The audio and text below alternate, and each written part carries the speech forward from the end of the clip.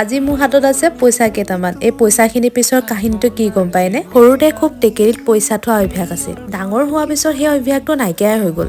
কিন্তু যোৱা 3 বছৰ আগত এখন ছ'চাইটিৰ লগত জইন হৈছিলোঁ। নিজৰ কষ্ট পইচাখিনি সৰু অংশ এটা মাহেকীয়াভাৱে থৈ গৈছিলোঁ। আজিৰ এই ছ'চাইটিৰ পইচা ভাগ বতৰা দিম। সেইবাবে ছ'চাইটিটোৰ সদস্য আৰু সদস্যা সকলো আজি লগ হ'লোহি।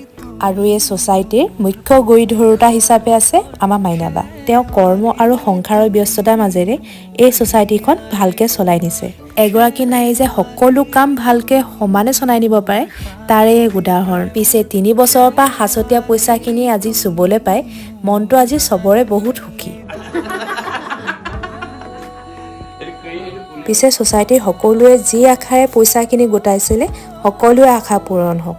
আৰু মাইনাবাই কষ্টৰে গঢ়া এই ছ'চাইটিখন সদায় যাতে আজিৰ দৰেই থাকক। সকলোকে পুনৰ এটা নতুন ভিডিঅ' লগ পাম। আজিলৈ আহিছোঁ।